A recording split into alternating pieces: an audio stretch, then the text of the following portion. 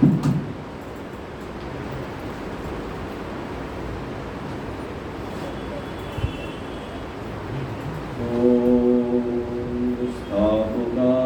च धर्मस्य सर्वधर्मस्वरूपिणे अवतारो वरिष्ठाय रामकृष्णाय ते नमः।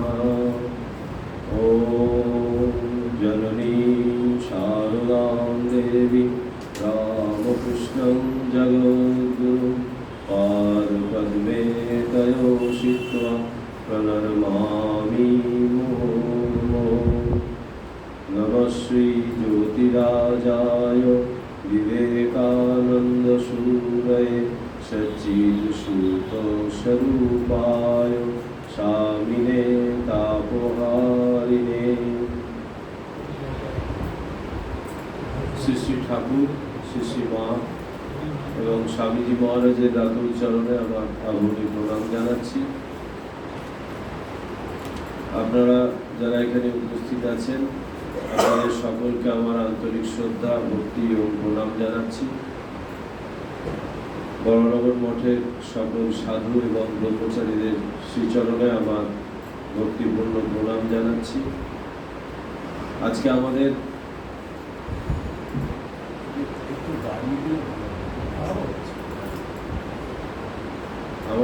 এই যে বিষয়, আজকের বিষয়টা হচ্ছে, আপনারা সকলেই জানেন, ভারতে বিবেকানন্দ থেকে পাঠ আলোচনা চলছে। আজকে এই জাফনায় বক্তৃতা শুরু হয়েছে, এর আগে দুটো পর্ব হয়েছে। আজকে এটা তৃতীয় পর্ব। একটা হয়েছে 17/1, আগের দিন হয়েছে 12/2, আজকে হচ্ছে 17/3। আমরা আগের দিন স্বামীজির এই জাফনায় বক্তৃতা করতে গিয়ে যেখানে আমরা শেষ করেছিলাম, সেখানে স্বামীজি বলছেন যে কোনো কিছুই শূন্য থেকে সৃষ্টি হয় না। যেটা শূন্য থেকে সৃষ্টি হয় সেটার কোনো বাস্তবতা নেই, কিন্তু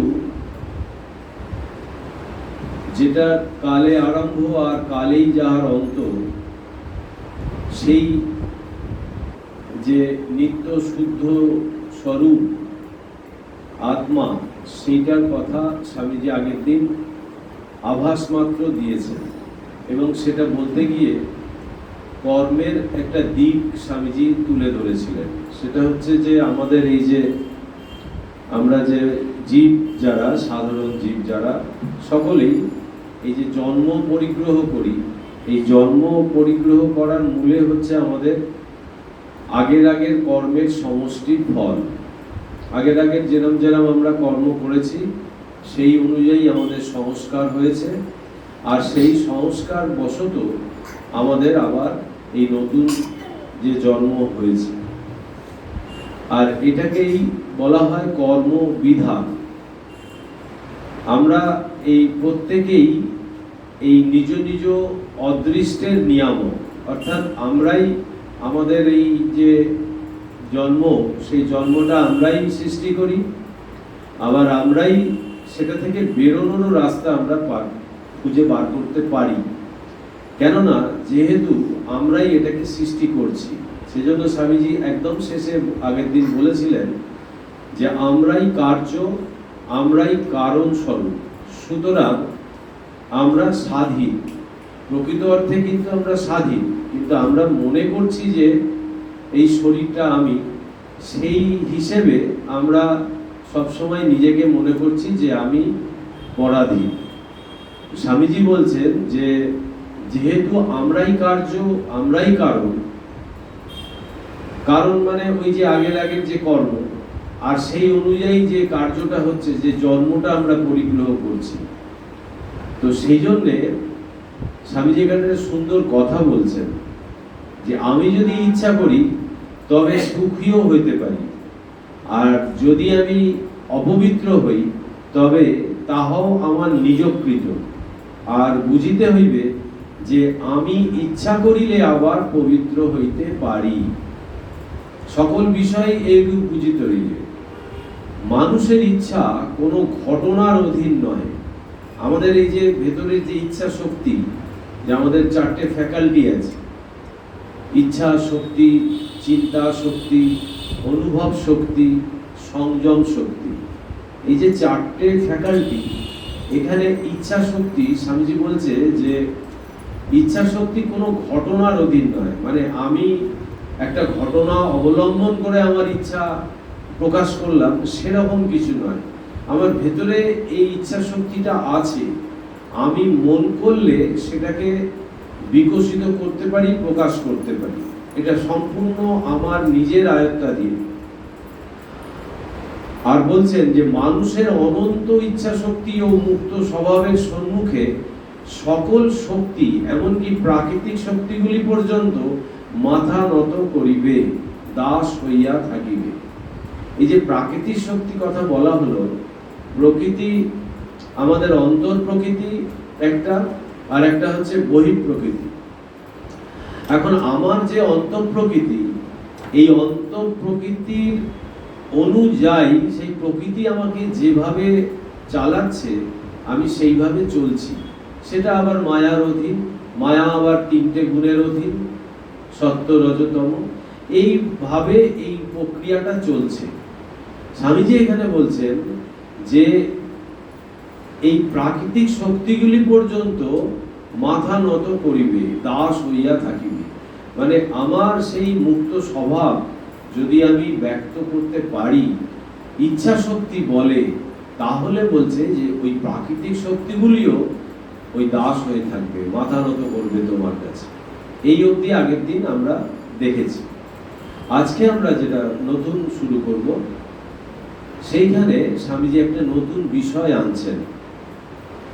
বলছেন, এইবার স্বভাবতই প্রশ্ন উঠিবে, আত্মা কি? আত্মাকে না জানিলে আমাদের শাস্ত্রোক্ত ঈশ্বরকেও আমরা জানিতে পারি না। ভারতে ও অন্যান্য দেশে বহিঃপ্রকৃতির আলোচনা দ্বারা সেই সর্বাতীত সত্তার আভাস পাইবার চেষ্টা করা হইয়াছে।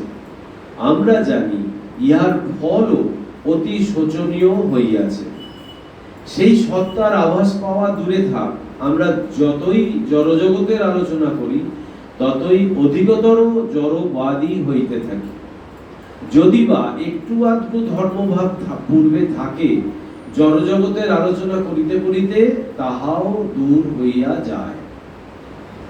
এখানে স্বামীজি স্পষ্ট করে বলছেন যে আত্মা সম্বন্ধে বলতে গিয়ে প্রথমেই এর যে একটা বিরুদ্ধ অবস্থা আছে, সেইটা প্রথমেই তুলে ধরছেন।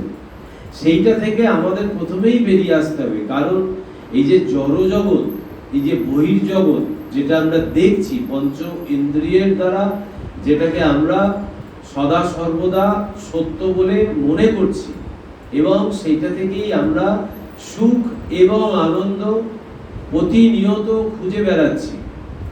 স্বামীজি বলছেন যে এই যে বাইরের যে জগৎ, এই যে বহিঃপ্রকৃতি, বলছে এইটা থেকে যদি তুমি আত্মাকে জানতে চাও, তাহলে কিন্তু ভুল হয়ে যাবে। এবং যদি কিছুটাও ধর্মভাব তোমার ভেতরে থাকে, তাহলে বলছে যে ওই যে জড়বাদী যে আমাদের জ্ঞান, এই জড়বাদী জ্ঞানের চর্চার ফলে, অভ্যাসের ফলে ওইটুকু ধর্মভাবও আমাদের ভেতর থেকে চলে যাবে। তো সেই জন্য এই বহিঃপ্রকৃতিকে অবলম্বন করে বা ওইখান থেকে এই আত্মাকে জানা যায় না, এটা পরিষ্কার করে দিলেন স্বামী। তাহলে কি হবে? এবার বলছেন, অতএব আধ্যাত্মিকতা ও সেই পরম পুরুষের জ্ঞান বাহ্য জগৎ হইতে পাওয়া যায় না। অন্তর মধ্যে, আত্মার মধ্যে ওই তত্ত্ব অন্বেষণ করিতে হইবে। আমাদের যে এই যে অন্তর্জগতের মধ্যে অনেক কিছু আছে। তার মধ্যে মন, বুদ্ধি, চিত্ত, অহংকার, মোটামুটি একটা বলা যায় সূক্ষ্ম শরীর। এই যে মন, বুদ্ধি, চিত্ত, অহংকার, এইটা অবলম্বন করে, যেটা আমার সংস্কারের পুটলি হিসেবে আমার মৃত্যুর সাথে সাথে যেটা চলে যায়, প্রাণবায়ুকে অবলম্বন করে সেটা চলে যায়, সেইটাকে উন্নত করা, সেইটাকে শুদ্ধ পবিত্র করাটাই হচ্ছে আমার জীবনের একমাত্র উদ্দেশ্য।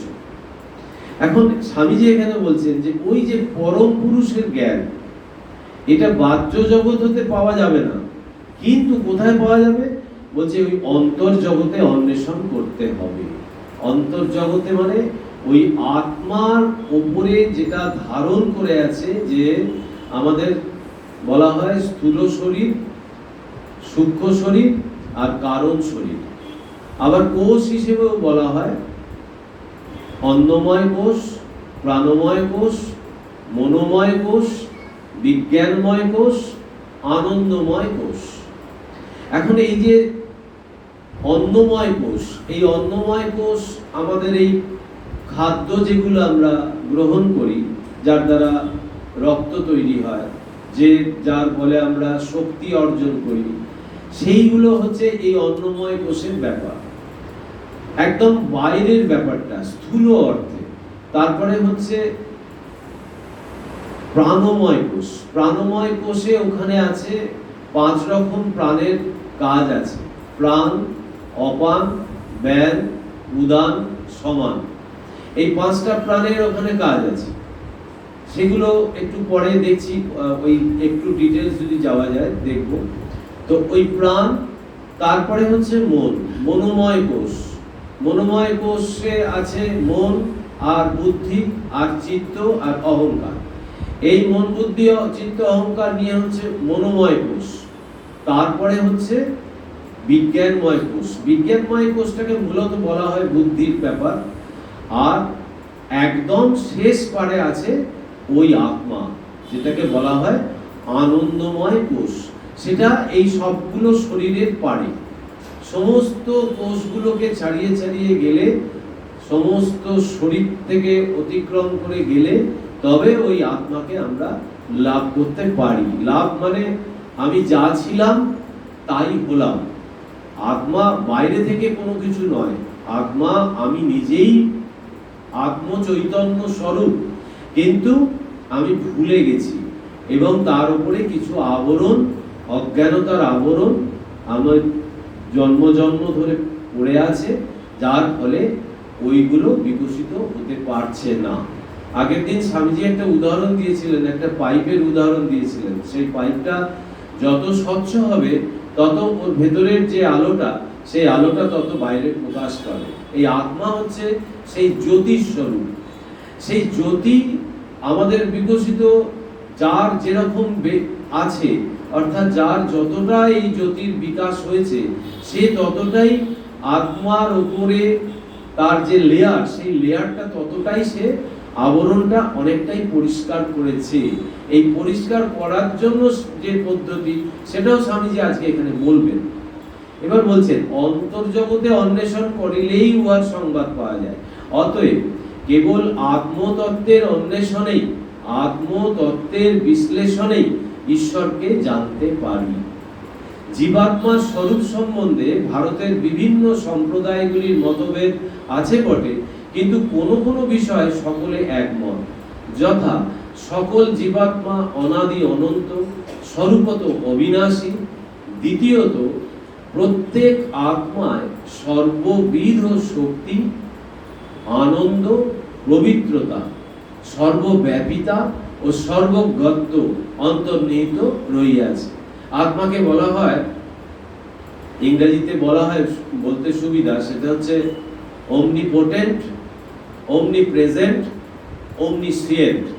এই যে সর্ববিধ শক্তি অর্থাৎ omnipotent, সে ওই আত্মশক্তিই হচ্ছে সমস্ত কিছুর আধার। ওই আত্মশক্তিটাই হচ্ছে মূল শক্তি, আর সেটাই মূল আনন্দের উৎসস্থল, সেটাই পবিত্রতার উৎসস্থল।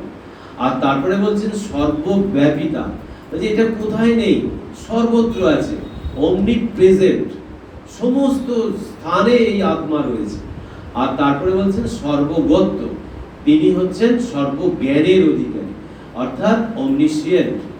এই যে তিনটে, এই ব্রহ্ম সম্বন্ধে বা আত্মা সম্বন্ধে এই তিনটে দিয়ে প্রকাশ করা হয়। স্বামীজি একটু একটু করে আত্মা সম্বন্ধে আত্মতত্ত্ব আমাদের কাছে রাখছেন। এই গুরুতর তত্ত্বটি সর্বদা স্মরণ রাখিতে হইবে।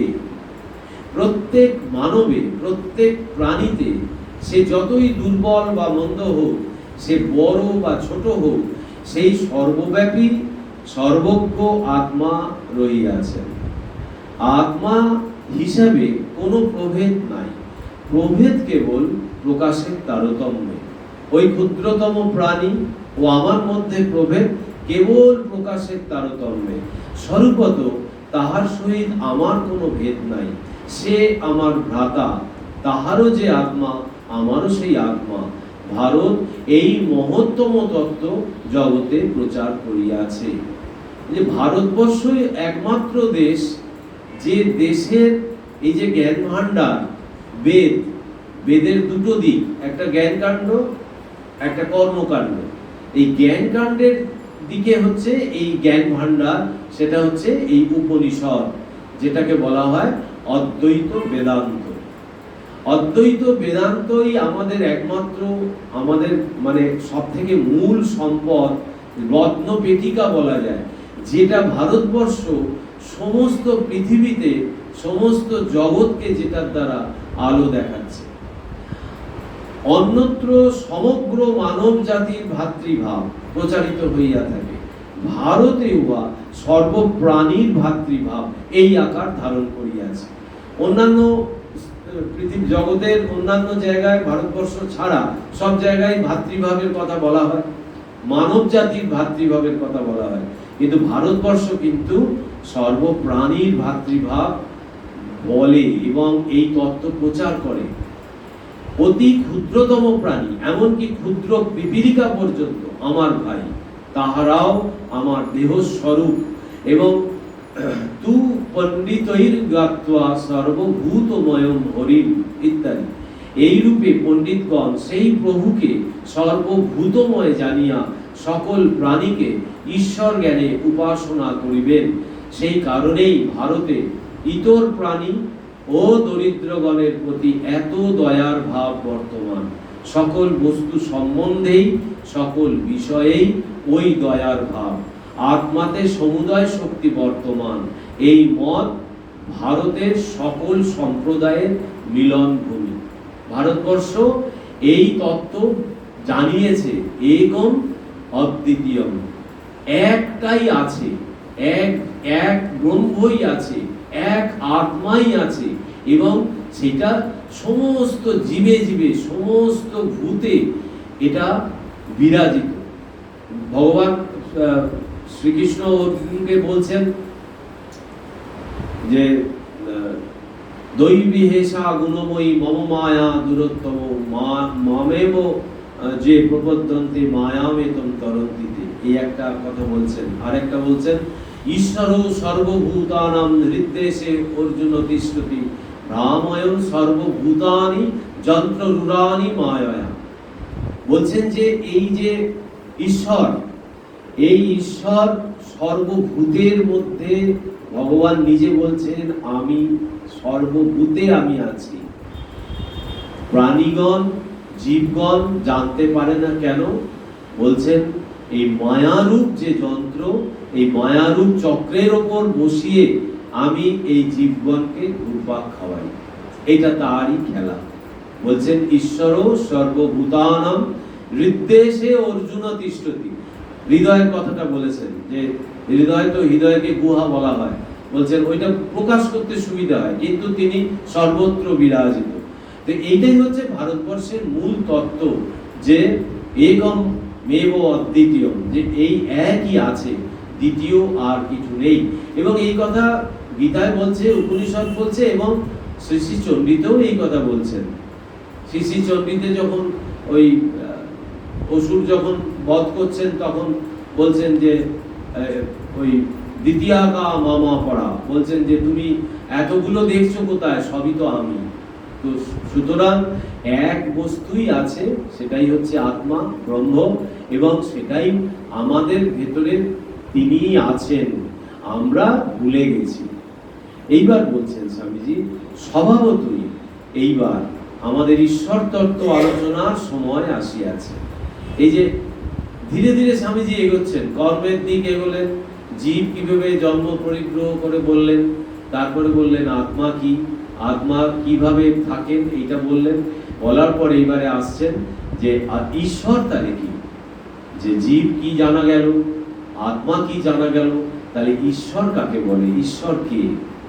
স্বভাবতই এইবার আমাদের ঈশ্বর তত্ত্ব আলোচনার সময় আসিয়াছে, কিন্তু তৎপূর্বেই আত্মা সম্বন্ধে একটা কথা বলিতে চাই।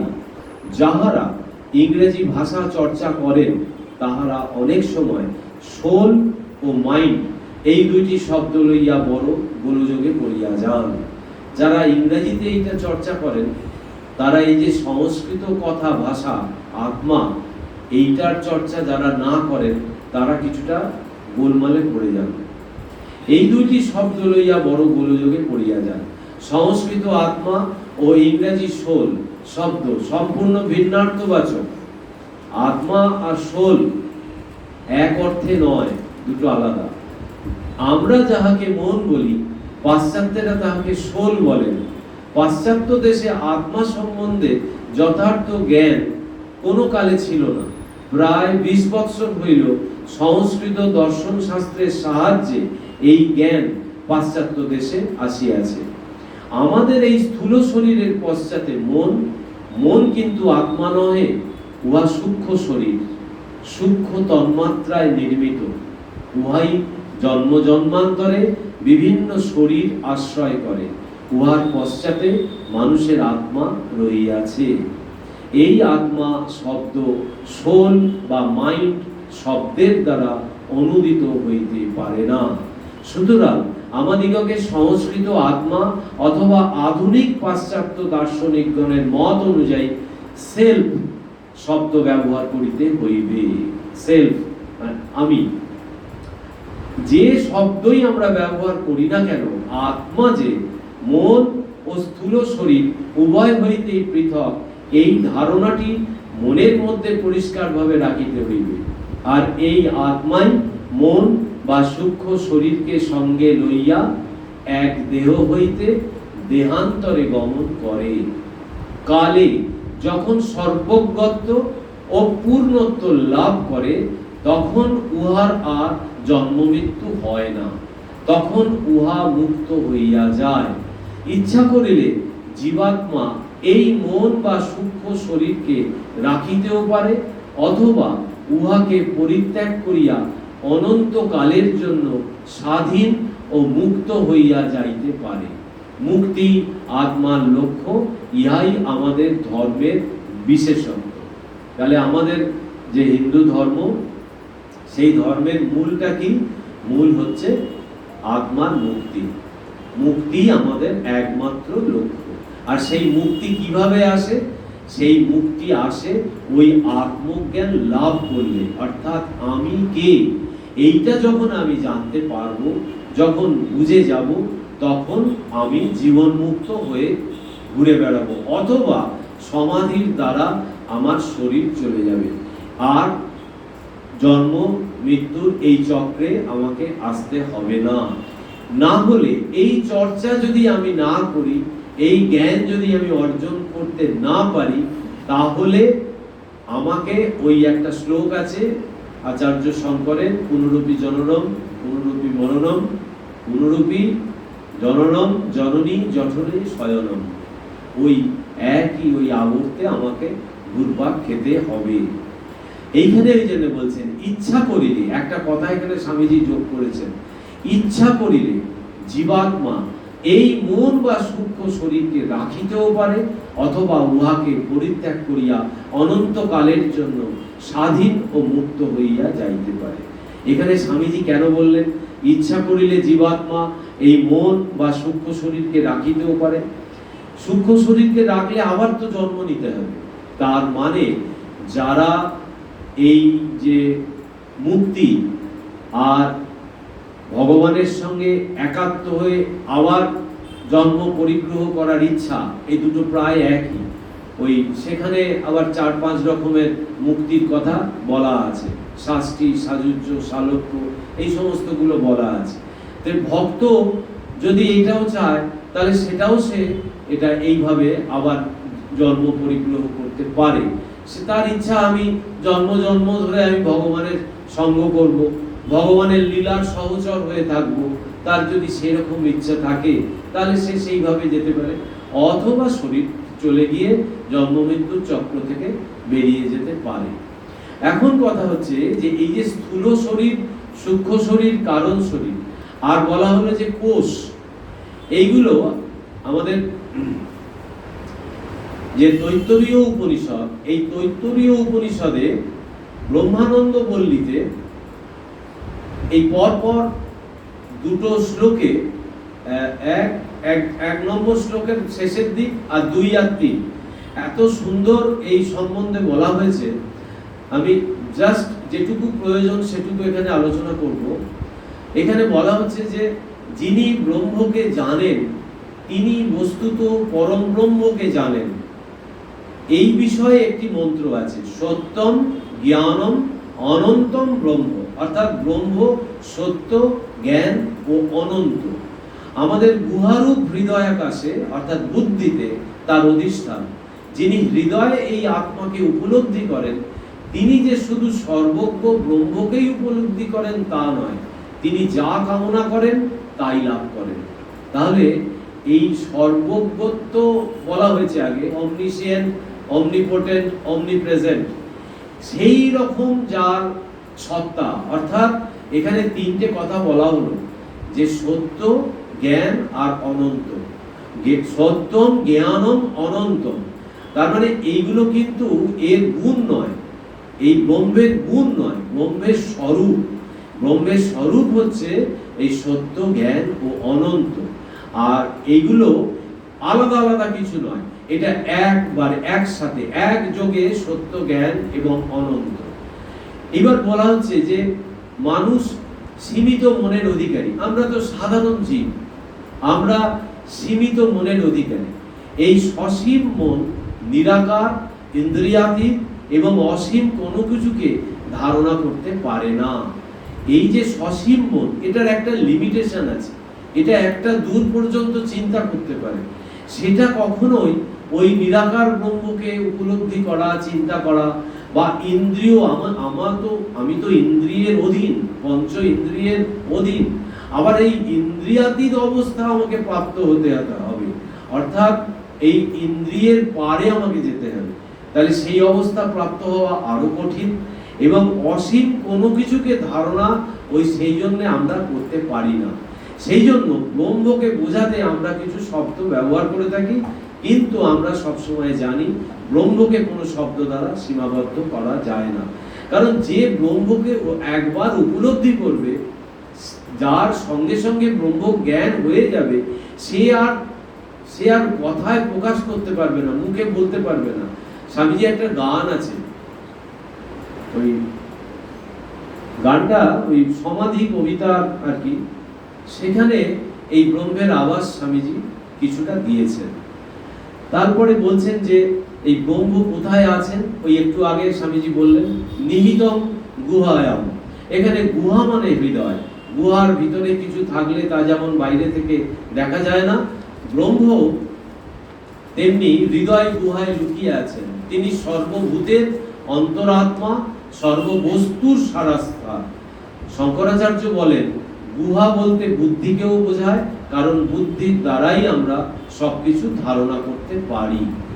শ্রী শ্রী ঠাকুর বলেছেন, মাস্টারমশাই যখন ঠাকুরকে প্রশ্ন করছেন যে ঈশ্বরকে কি দেখা যায়, তখন ঠাকুর উত্তর দিয়েছিলেন যে হ্যাঁ দেখা যায়, কিন্তু এই চোখের দ্বারা দেখা যায় না। সেটা একটা বিশেষ চক্ষু বা দৃষ্টি একটা হয়, যেমন ওই দিব্য দৃষ্টি দেওয়া হয়েছিল সঞ্জয়কে কুরুক্ষেত্রের যুদ্ধে পুরোপুরি বর্ণনা করার জন্য, সেই রকম দিব্য দৃষ্টি পেতে হয়।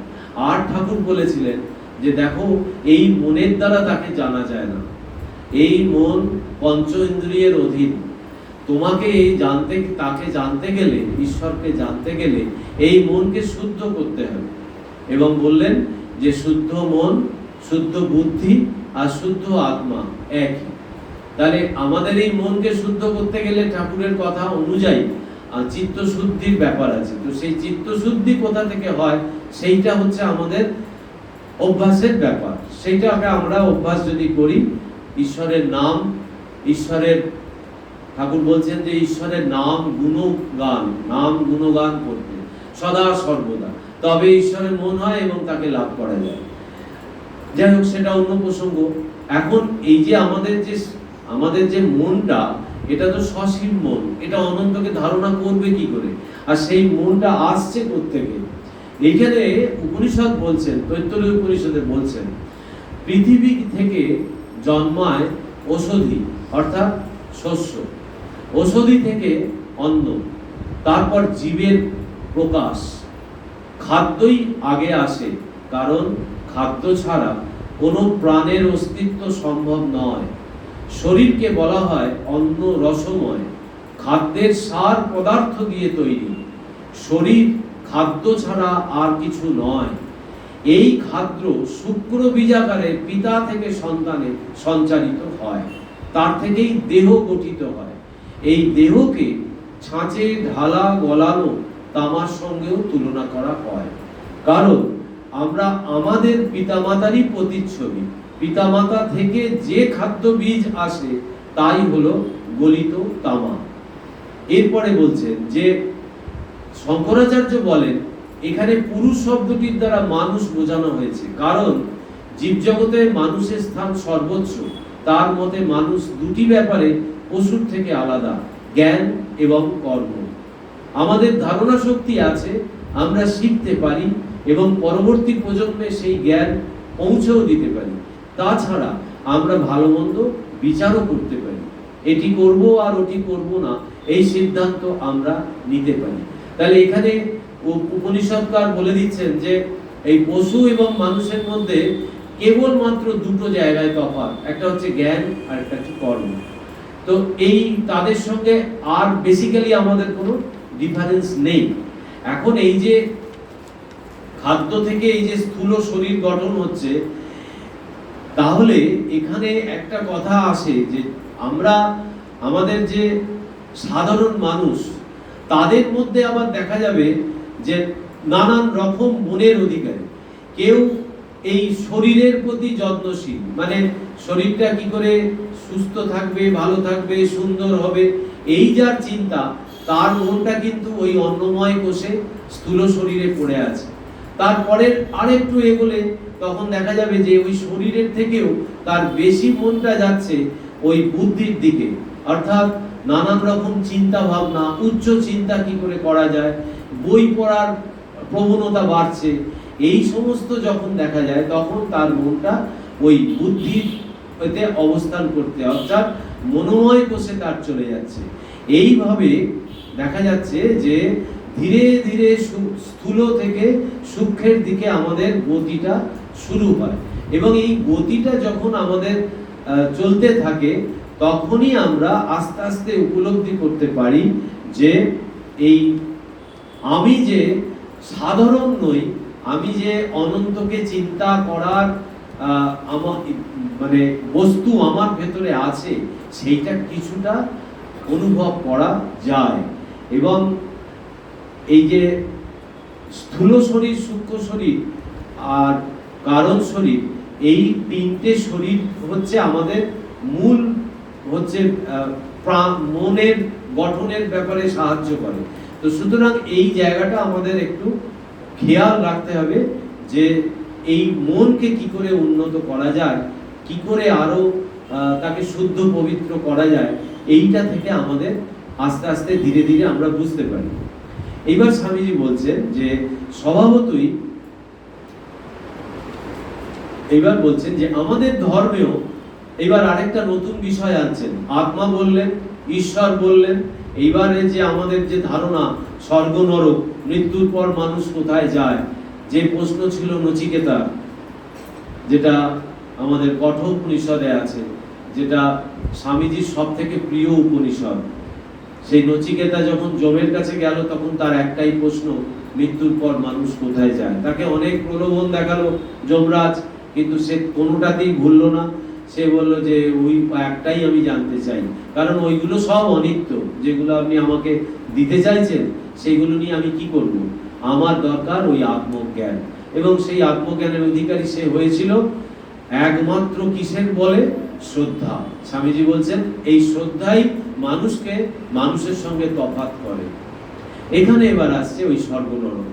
আমাদের ধর্মেও স্বর্গ নরক আছে, কিন্তু ওইগুলি চিরস্থায়ী নয়। স্বর্গ নরকের স্বরূপ বিচার করিলে সহজেই প্রতীত হয় যে ওইগুলি চিরস্থায়ী হইতে পারে না। যদি স্বর্গ বলিয়া কিছু থাকে তবে উহা এই মর্ত লোকেরই পুনরাবৃত্তি মাত্র হইবে, না হয় একটু বেশি সুখ, একটু না হয় বেশি ভোগ, তাহাতে বরং আরো মন্দই হইবে। এই প্রকার স্বর্গ অনেক। যাহারা ফলাকাঙ্ক্ষার সহিত ইহলোকে কোন সৎকর্ম করে তাহারা মৃত্যুর পর এইরূপ কোন স্বর্গে ইন্দ্রাদি দেবতা হইয়া জন্মগ্রহণ করে। এই দেবত্ব বিশেষ বিশেষ পদ মাত্র। এই দেবতারাও একসময় মানুষ ছিলেন, সৎকর্মবশে ইহাদের দেবত্ব প্রাপ্তি হইয়াছে। ইন্দ্র বরুণাদি কোন দেব বিশেষের নাম নয়, সহস্র সহস্র ইন্দ্র হইবেন। রাজা নহুষ মৃত্যুর পর ইন্দ্রত্ব লাভ করিয়াছিলেন, ইন্দ্রত্ব পদ মাত্র। কোন ব্যক্তি সৎ কর্মের ফলে উন্নত হইয়া ইন্দ্রত্ব লাভ করিলেন, কিছুদিন সেই পদে প্রতিষ্ঠিত রহিলেন, আবার সেই দেবদেহ ত্যাগ করিয়া পুনরায় মনুষ্য রূপে জন্মগ্রহণ করিলেন। মনুষ্য জন্মই শ্রেষ্ঠ জন্ম। স্বামীজি প্রথমেই এখানে আমাদের একদম প্রথমেই স্মরণ করিয়ে দিচ্ছেন যে এই স্বর্গ নরকের যে স্বরূপ, যেটা আমাদের ধারণায় আছে, সেটাও স্বামীজি বললেন, কিন্তু তার আগে স্বামীজি স্মরণ করাচ্ছেন যে ওই যে স্বর্গ নরকের যে সুখ, সেই সুখটা বলছেন যে এই যে আমাদের যে কর্মভূমি, যেখানে আমরা জন্ম পরিগ্রহ করেছি, সেই কর্মভূমির যে সুখ তার থেকে হয়তো একটু বেশি সুখ, কিন্তু সেটা এটা যেন একই রকম, মানে এই মর্তলোকেরই মতো যেন সেইটা, হয়তো সেখানে একটু বেশি সুখ আছে আর একটু বেশি ভোগ আছে। আর সেইটা কারা পাচ্ছে, কারা এটার অধিকারী হচ্ছে? স্বামীজি বলছেন যে যারা সৎকর্ম করছে, প্রচুর সৎকর্ম করেছে, সেই সৎকর্ম করলেই পুণ্য অর্জন হবে। এই সৎকর্মের ফলে যে পুণ্য তারা অর্জন করছে, সেই পুণ্য বলে তারা ওই রকম স্বর্গ সুখ ভোগ করছে। কিন্তু সে যতদিন তার ওই পুণ্য কর্মের ফল যতদিন থাকবে ততদিন সে ওই স্বর্গ সুখ ভোগ করবে। কিন্তু গীতায় আছে ক্ষীণে পুণ্যে বিসন্তি মর্তলোক, বলছে যখন ওই পুণ্য কর্মগুলো যখন ক্ষীণ হয়ে আসবে, যখন ফুরিয়ে আসবে, তখন তাকে আবার এই মর্তলোকে জন্ম পরিগ্রহ করতে হবে। কেন করতে হবে? তাকে তার যে ডেস্টিনেশন, সে যেখান থেকে এসেছে আর সেখানেই তাকে ফিরে যেতে হবে। তাই জন্য একমাত্র এই কর্মভূমি, স্বামীজি বলছেন এটা ভোগ ভূমি নয়, এটা কর্মভূমি। আর এই কর্মভূমিতেই তাকে আবার জন্ম নিতে হবে। কেন না, তাকে আবার ওই ঈশ্বর উপলব্ধির পথে এগোতে হবে। সেজন্য আর একটা কথা এখানে স্বামীজি বললেন যে এই ইন্দ্র, আমরা যেরকম বলি যে ইন্দ্র তো কোনো দেব বিশেষের নাম নয়, ইন্দ্রত্ব বা বরুণ, এগুলো স্বামীজি বলছেন যে এগুলো হচ্ছে পদ। বলছে বহু স্বর্গে দেখা যাবে বহু ইন্দ্র এরকম আছে। তো ইন্দ্রত্ব বা এগুলো দেবত্ব হচ্ছে এগুলো সেই ধরনের ব্যাপার আমরা যেগুলো ধারণা করি সেটা নয়। এবং স্বামীজি এখানে স্পষ্ট করে দিলেন যে আবার সেই দেব দেহ ত্যাগ করিয়া পুনরায় মনুষ্য রূপে জন্মগ্রহণ করিতে হইবে। মনুষ্য জন্মই শ্রেষ্ঠ জন্ম। কোন কোন দেবতা স্বর্গ সুখের বাসনা ত্যাগ করিয়া মুক্তি লাভের চেষ্টা করিতে পারেন, কিন্তু যেমন এই পৃথিবীর অধিকাংশ মানুষ ধন মান ঐশ্বর্য লাভ করিলে উচ্চতত্ত্ব ভুলিয়া যায়, সেইরূপ অধিকাংশ দেবতাই ঐশ্বর্য মদে মত্ত হইয়া মুক্তির চেষ্টা করেন না। একদম পরিষ্কার স্বামীজি এখানে তুলে ধরছেন যে যেরকম আমরা এই তিনটে জিনিস যখন আমরা পেয়ে যাই, প্রচুর ধন ঐশ্বর্য আর মান সম্মান প্রতিপত্তি, এইগুলো যখন আমরা অর্জন করে ফেলি, তখন এই মর্তলোকেই আমরা কিন্তু ওই যে মুক্ত হওয়ার চেষ্টা, ঈশ্বর, এই সবগুলোকে আমরা তখন অবজ্ঞা করি এবং আমরা সেইগুলো নিয়ে খুব একটা চর্চা করি না। গীতায় ভগবান এইখানে বলছেন, অবজানন্তি মাং মুরা মানুষিং তনুম আশ্রিতম। অবজানন্তি বলছে যে আমাকে যারা জানে না তারা আমাকে অবজ্ঞা করে, মানুষ আমাকে সাধারণ মানুষ ভেবে অবজ্ঞা করে। কারা করে? এই শ্রেণীর মানুষ যারা যারা এই ধন মান ঐশ্বর্যে মত্ত হয়ে ভগবানকে ভুলে জীবন কাটায় এবং ভোগের মধ্যে জীবন কাটায়, তারা এই ভগবানকে ভুলে যায়, তারা মুক্তির চেষ্টা করে না। সেই রকমই বলছেন যে তাহাদের শুভ কর্মের ফল ভোগ শেষ হইয়া গেলে তাহারা পুনরায় এই পৃথিবীতে আসিয়া মনুষ্য দেহ ধারণ করেন। কারা? ওই দেবতারা যারা প্রচুর পুণ্য কর্ম বলে ওই ভোগ ঐশ্বর্য সুখের মধ্যে যারা চলে যায়, তারা দীর্ঘদিন ভোগ করতে করতে তাদের আবার যে এই অবস্থায় আসতে হবে সেটা তারা ভুলে যায় এবং ভুলে গিয়ে তারা আবার অনেক জন্ম পিছিয়ে যায়। তো সেই জন্য বলছেন যে অতএব এই পৃথিবী কর্মভূমি, এই পৃথিবী হইতেই আমরা মুক্তি লাভ করিতে পারি। সুতরাং এই সকল স্বর্গেও আমাদের বিশেষ প্রয়োজন নাই। তবে কোন বস্তু লাভ করিবার জন্য আমাদের চেষ্টা করা উচিত? মুক্তি। আমাদের শাস্ত্র বলেন, শ্রেষ্ঠ স্বর্গেও তুমি প্রকৃতির দাস মাত্র। 20,000 বৎসর তুমি রাজত্ব ভোগ করিলে তাহাতে কি হইল? যতদিন তোমার শরীর থাকে ততদিন তুমি সুখের দাস মাত্র। যতদিন দেশ কাল তোমার উপর কার্য করিতেছে ততদিন তুমি কৃতদাস মাত্র। স্বামীজি এখানে অনেকগুলো কথা বলে দিলেন। একটা বললেন যে তাহলে আমরা কিসের জন্য চেষ্টা করব? বলছেন একমাত্র মুক্তি। দেখুন, আমরা এই কিছুক্ষণ আগে আরাত্রিক ভজন করলাম, ওইখানে প্রথম লাইনটাই হচ্ছে খণ্ডন ভব বন্ধন জগ বন্ধন বন্দিতময়। এই খণ্ডন ভব স্বামীজি ঠাকুরের স্তোত্র লিখতে গিয়ে, তার আরাত্রিক এই প্রার্থনা লিখতে গিয়ে প্রথম ঠাকুরের উদ্দেশ্যটাই লিখে দিলেন যে তোমাকে বন্দনা করি। কিসের জন্য? এই আমার যে বন্ধন খণ্ডন করার জন্য।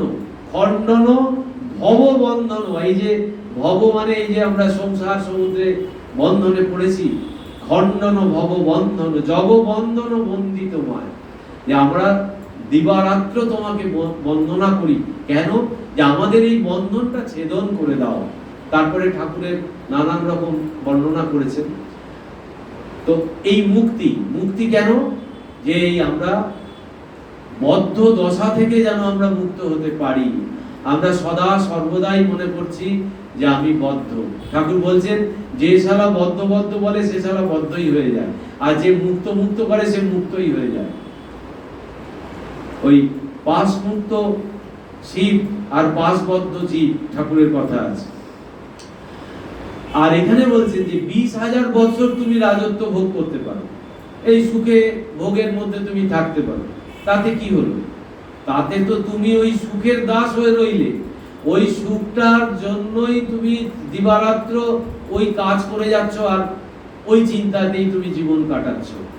এবং আরেকটা বললেন, যতদিন দেশকাল তোমার উপর কার্য করিতেছে। এই দেশকালটা একটু খটোমটো আছে। দেশকাল মানে বলা হয় দেশ, কাল আর নিমিত্ত, এই তিনটের অধীন।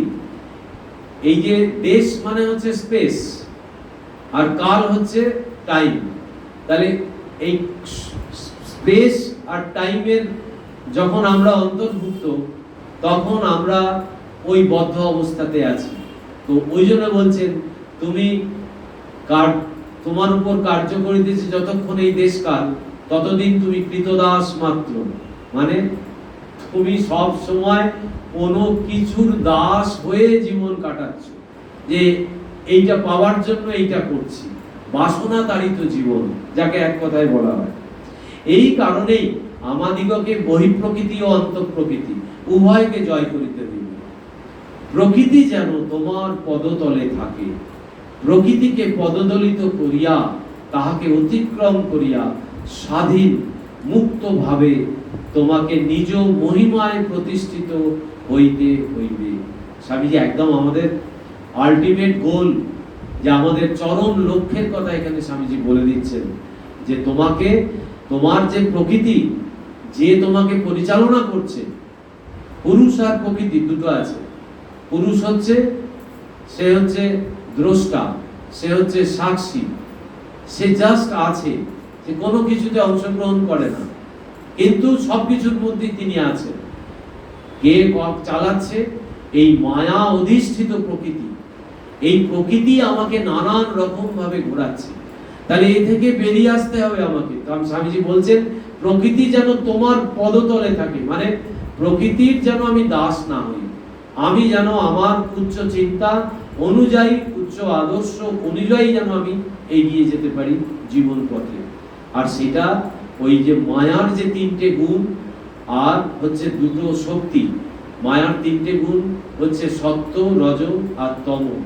আমাদের যত সত্যগুণ বাড়বে তত আমরা ঈশ্বরের দিকে এগোবো, উচ্চ চিন্তার অধিকারী হতে থাকবো এবং সৎ চিন্তা, পবিত্র ভাব নিয়ে আমরা জীবন কাটাতে পারবো। আর যত আমরা তমগুণের দিকে আমরা এগিয়ে যাব, তমগুণে যত নিমজ্জিত হব, তত ওই তমগুণের বলে দিয়েছে নিদ্রা, আলস্য, এই সব আমাদের পেয়ে বসবে। তখন ইচ্ছা শক্তিটা আমাদের বিকশিত হবে না। আর রজগুণ আমাদেরকে সবসময় চঞ্চল করে। তাহলে সত্যগুণ যত বাড়বে তত রজগুণ এবং তমগুণ কমবে। এবং দুটো যে শক্তি, যে দুটো শক্তি আমাদেরকে যেটা সত্য সেটাকে ভুল দেখাচ্ছে, যেটা মিথ্যা সেটাকে সত্য করে দেখাচ্ছে, সেটাই হচ্ছে মায়ার কাজ। আর সেই দুটো শক্তির নাম হচ্ছে আবরণী আর বিক্ষেপ। একটা সত্যকে ঢেকে দিচ্ছে, তার বদলেও একটা অন্য কিছু দেখাচ্ছে, আর বিক্ষেপ ঘটাচ্ছে। প্রত্যেকে আমি যে, আমার যে ডিগনিটি, আমার যে নোবেলিটি, এই জায়গা থেকে আমাকে সদা সর্বদা সরিয়ে দিচ্ছে। ঠাকুর বলছেন যার হুঁশ আছে সেই মানুষ, মান আর হুঁশ। এই যে হুঁশটা আমাদের ঠাকুর বারবার স্মরণ করিয়ে দিয়েছেন। 1 জানুয়ারি 1886 একটাই আশীর্বাদ, অদ্ভুত একটা আশীর্বাদ, আশীর্বাদ করি তোমাদের চৈতন্য হোক।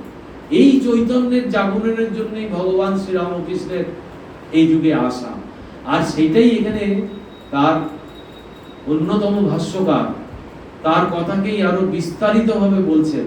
প্রকৃতি যেন তোমার পদতলে থাকে, প্রকৃতিকে পদদলিত করিয়া তাহাকে অতিক্রম করিয়া স্বাধীন মুক্ত ভাবে তোমাকে নিজ মহিমায় প্রতিষ্ঠিত হইতে হবে। কেন? আমি তো নিজে মুক্তই, আমি মনে করছি আমি বদ্ধ, আমি এটা পারবো না, ওটা করতে পারবো না, এটা জানি না, এই সব ভাবছি, কিন্তু আমি তো অনন্ত জ্ঞানের অধিকারী, অনন্ত শক্তির অধিকারী। এইটা স্বামীজি আমাদের স্মরণ করিয়ে দিচ্ছেন যে তুমি মুক্তই, তুমি চেষ্টা করলেই তুমি পারবে। আর তারপরে বলছেন তখন তুমি জন্মের অতীত হইলে, সুতরাং মৃত্যুরও পারে উপনীত হইলে। কখন? যখন আমি আমার প্রকৃতিকে যখন আমি বশ করতে পারবো, তখন তোমার সুখ চলিয়া গেল, সুতরাং তুমি দুঃখের অতীত হইলে। তাহলে আমি যতক্ষণ সুখের পেছনে ছুটছি ততক্ষণ দুঃখ আছেই আছে। কারণ সুখ আর দুঃখ বলছেন এপিট আর ওপিট, কোনোটাই আলাদা নয়। সুখ নিতে গেলেই দুঃখ নিতে হবে। তো সুতরাং যখনই আমি এই অতীত হব, তখনই আমার কি হবে? সুখটা চলে যাবে। সুখ মানে যে তথাকথিত যে মনে করছি যে যেটাকে ভাবছি সুখ, আর সুখ আর আনন্দ আবার দুরকম। সুখ হচ্ছে ক্ষণস্থায়ী, বেশিক্ষণ থাকে না, আর তারপরেই দুঃখটা দাঁড়িয়ে থাকে। আর আনন্দ হচ্ছে এটা চিরস্থায়ী। আমরা আনন্দের কি বলবো, আমরা আনন্দের উৎস, মানে আমরাই আনন্দই আমাদের স্বরূপ। ওই সৎ চিত আনন্দ, যেটাকে এক কথায় সচ্চিদানন্দ বলা হয়, তো সৎ চিত আনন্দ, আমরা হচ্ছে আনন্দের স্বরূপ। ওই জন্য স্বামীজি এই সমস্ত মঠ মিশন করে দেখুন, সমস্ত সন্ন্যাসীর নামের শেষে আনন্দ কথাটা যোগ করে দিয়েছেন, অর্থাৎ আনন্দ স্বরূপ।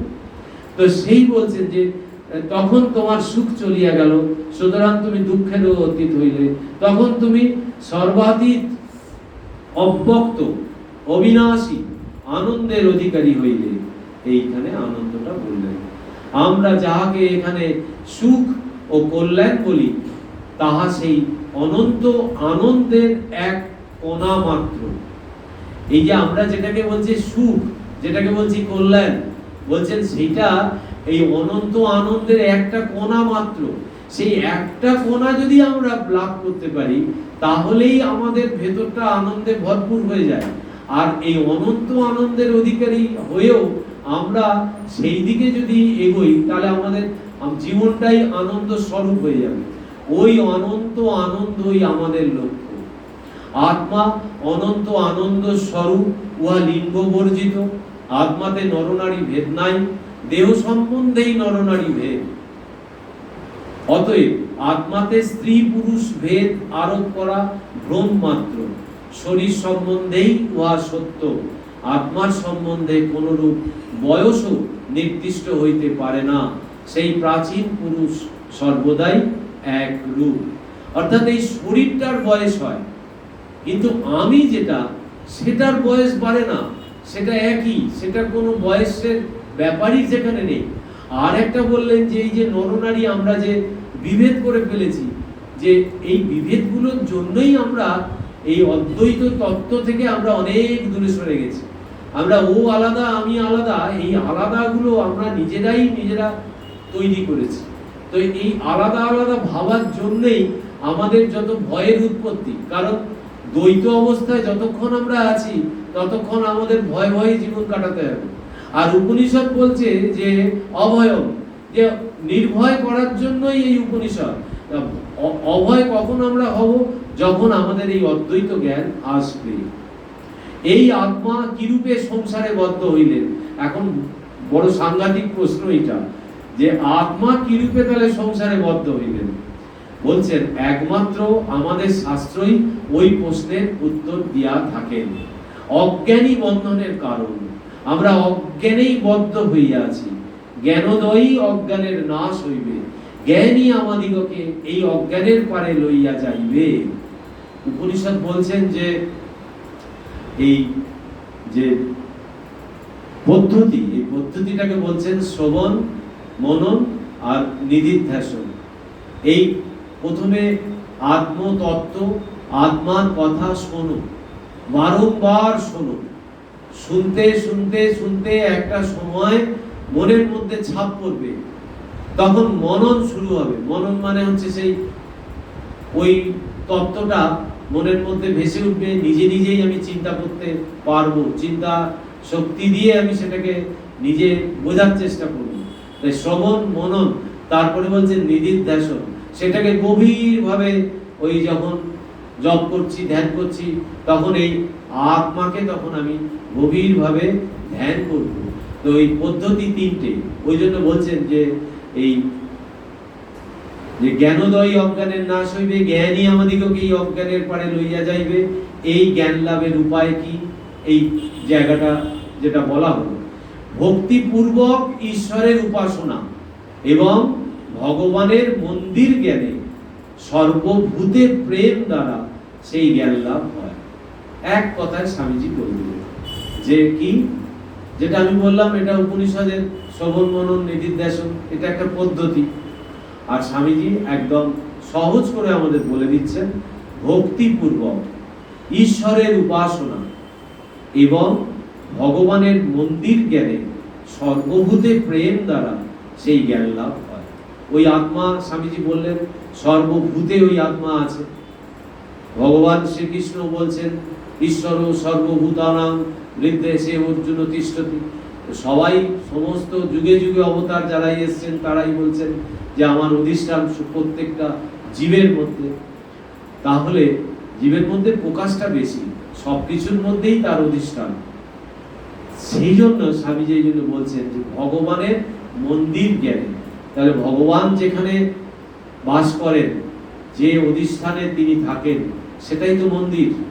তাহলে মন্দির আমরা এরকম বাইরে এসে যে মন্দির দেখছি, সেখানে ছবি রয়েছে, মূর্তি রয়েছে, আমরা বলছি ওটা মন্দির। আর এই যে জীব এত ঘুরে বেড়াচ্ছে, যে সেই জীব, সব জীব সেই ভগবানকে বহন করে ঘুরে বেড়াচ্ছে। ঠাকুর বলছেন না যে ভগবানের বাস হচ্ছে হৃদয়, ভক্তের হৃদয় হচ্ছে ভগবানের বৈঠকখানা। তো সেই বৈঠকখানায় ভগবান আছেন বসে। তাহলে আমরা সব সময় ওই জ্ঞানটা আমাদের থাকছে না, আমরা ভুলে যাচ্ছি। এইটাই অজ্ঞানতা। আমরা কিছুতেই মনে করতে পারছি না যে ভগবান সমস্ত জীবের মধ্যে অধিষ্ঠিত। এবং মন্দির জ্ঞানে সর্বভূতে প্রেম দ্বারা সকলকে ভালোবাসার থেকেও বড় প্রেম। তো সেই প্রেম দ্বারা বলছে এই জ্ঞান লাভ করা যায়।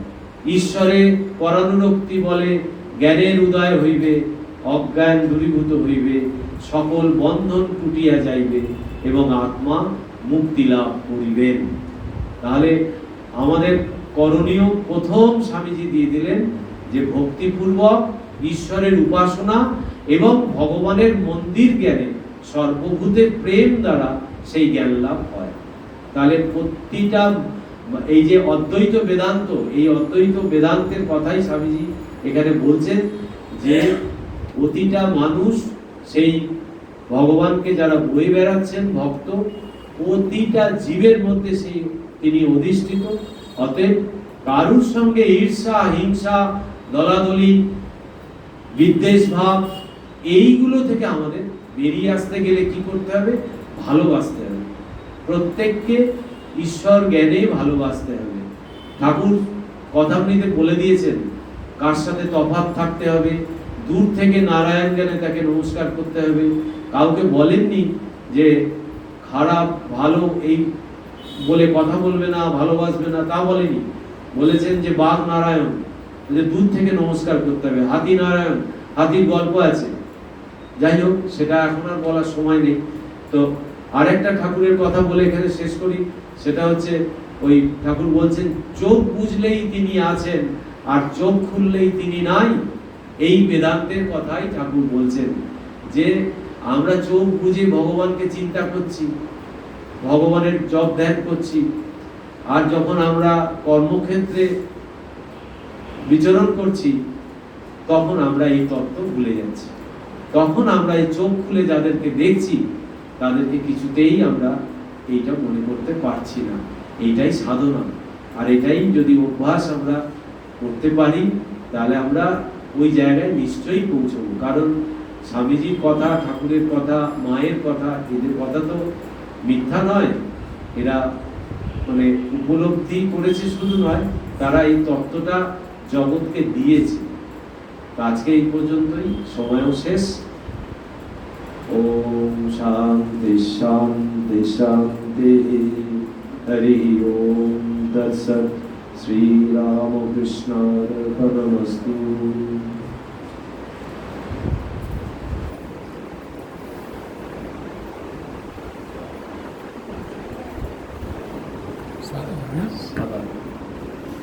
চৌকো সাধন, চৌকো সাধন।